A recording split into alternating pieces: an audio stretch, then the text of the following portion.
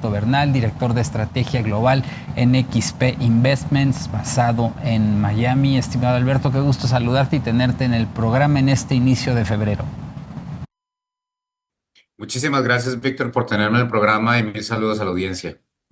Gracias, Alberto. La nominación de Kevin Warsh para liderar la Fed fortaleció el dólar a nivel global y restó atractivo a los activos de riesgo como las criptomonedas.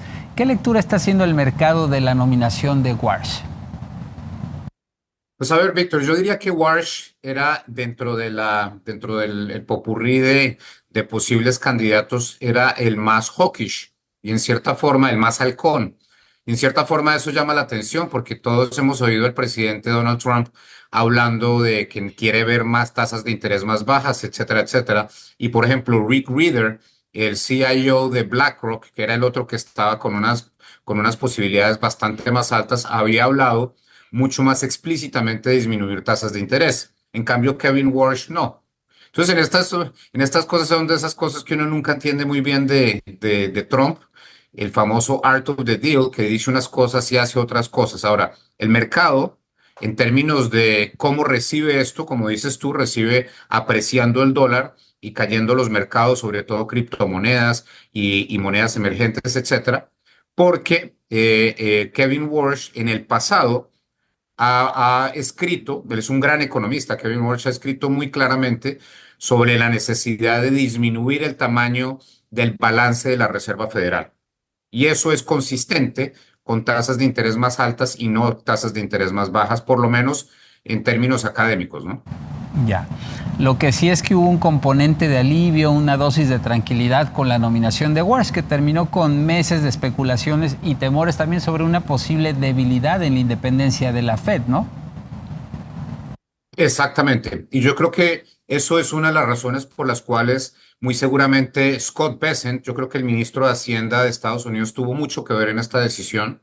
Y yo creo que Scott Bessent en cierta forma le dijo al presidente Trump, mire, si usted se va con una persona como Kevin Hassett o se va con una persona como Rick Rieder, muy seguramente vamos a tener más disminuciones de tasas de interés en el corto plazo, pero muy seguramente se van a deteriorar las expectativas inflacionarias a largo plazo y eso incrementa las tasas de interés de la curva de rendimientos de Estados Unidos, que es lo que más le importa al presidente Trump en este momento. ¿Por qué, Víctor? Porque es que las tasas de las hipotecas, por ejemplo, se calculan basadas en dónde está las tasas de la deuda gubernamental en la parte larga de la curva. Entonces, eso, digamos, en cierta forma hubiera sido un poco contraproducente. Ya. Ahora, difícilmente Warsh se va a alinear a los comentarios dovish o paloma o las intenciones del presidente Donald Trump sobre la política monetaria para reducir las tasas, Alberto. Efectivamente, y además aquí tenemos que tener en cuenta, Víctor, que la Reserva Federal no es una dictadura. La Reserva Federal es una democracia.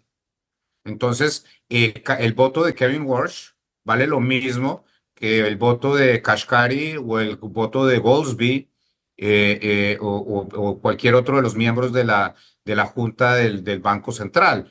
Entonces, sí tiene poder, claramente, porque él es el que maneja la discusión o él va a ser el que maneja la discusión una vez sea nominado y muy seguramente ratificado. Yo creo que no hay mucho riesgo de que no ratifiquen a Kevin Warsh en el Senado de la República. Pero como te digo, para él va a tener que tener argumentos muy fuertes en caso de que decida ir con unas políticas mucho más agresivas en términos de disminución de tasa de interés. Por lo tanto, yo creo que no lo vamos a ver y el mercado tampoco lo está viendo. El mercado sigue viendo dos disminuciones de tasas de interés este año. Yo pienso que van a haber tres disminuciones, pero no es que hayamos pasado, por ejemplo, a pronosticar seis disminuciones de tasas de interés por la nominación de Warsh. Ya. Warsh ha declarado públicamente estar a favor de emprender una reforma profunda en la Reserva Federal, justo cuando este Banco Central ha recibido críticas por parte del personaje que mencionabas hace un momento, el secretario del Tesoro, de desviarse de su mandato principal. Habría que ver hasta dónde llega una reforma o reestructura en la Fed, ¿no?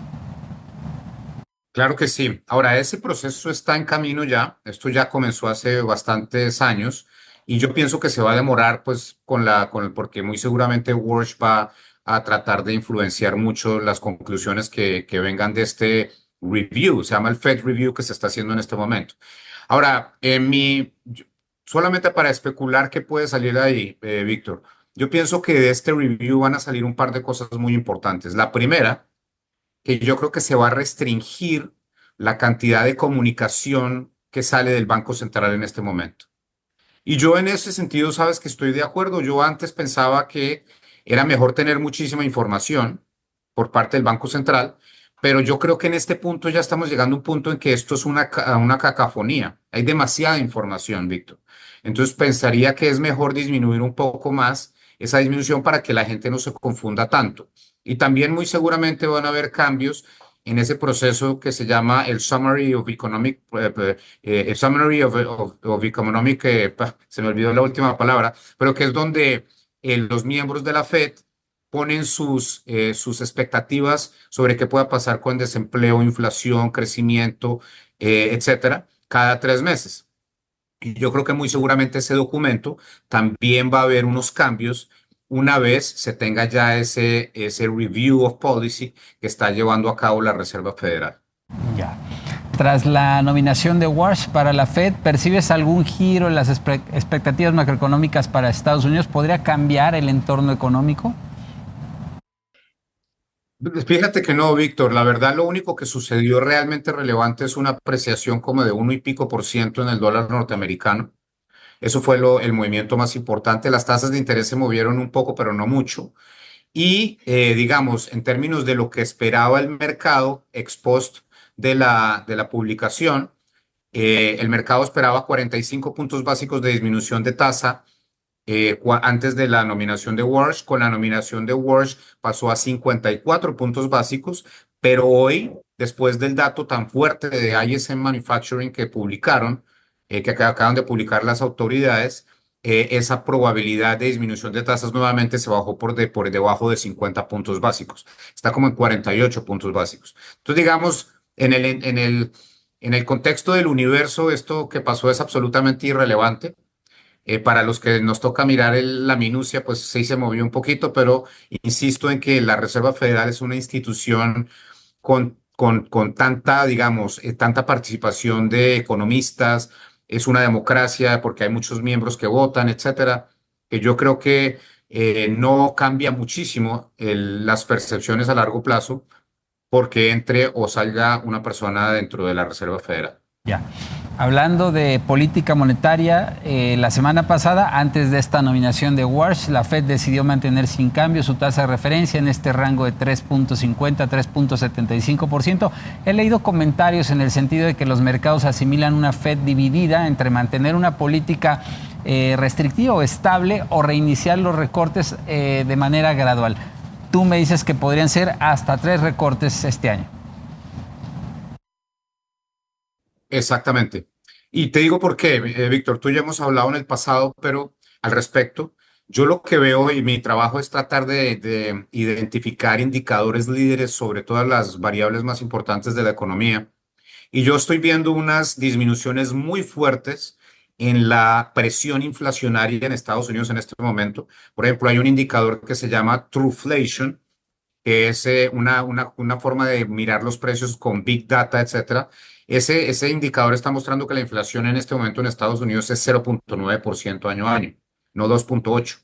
Entonces hay unos indicadores que yo creo que vale la pena mirar, que están mostrando desinflación fuerte. Y por el lado de empleo, lo que muestran los indicadores, inclusive el ISM de esta mañana, es que el empleo se mantiene en contracción. Entonces seguimos en esa economía donde no están despidiendo a la gente, pero tampoco se está contratando gente nueva. Entonces estamos como en una especie de limbo en el mercado de empleo y no se nos puede olvidar, Víctor, que es que el Banco Central de Estados Unidos es un banco con doble mandato. Es diferente a Banxico, es diferente al Banco Central de Colombia, de Brasil, de Europa. Estados Unidos tiene un doble mandato. Entonces, Estados Unidos, por constitución, el Banco Central de Estados Unidos tiene que ponerle atención a la generación de empleo y no solamente a la variable de inflación. Sin duda. Me dices que no parece haber mucho riesgo para que Warsh sea aprobado por el Senado antes de que Powell termine su periodo como chair en mayo próximo, ¿verdad? Exactamente, yo pienso que este proceso va a ser, o sea, no va a haber votación mayoritaria como ha habido en el pasado. Si la memoria no me falla, Bernanke recibió creo que casi el 90% de los votos. Yo no creo que vaya a pasar eso, pero con que todos los republicanos voten a favor de la nominación, pues Kevin Warsh es el futuro presidente de la Reserva Federal, ¿no? Y ya nada más habrá que ver si Powell se queda en el Comité Federal de Mercado Abierto o si decide retirarse. Exactamente, esa es la otra pregunta relevante. Yo te digo una cosa, yo creo que Powell no va a renunciar inmediatamente, pero no creo que se vaya a quedar todo el tiempo. Va a esperar un rato más y sale, porque no es normal que si dejas de ser presidente de la Reserva Federal, te quedes como parte del comité. Lo sabremos en poco más de 3 meses. Alberto Bernal, director de estrategia global en XP Investments. Gracias por compartir tus escenarios sobre Kevin Warsh y también sobre la política.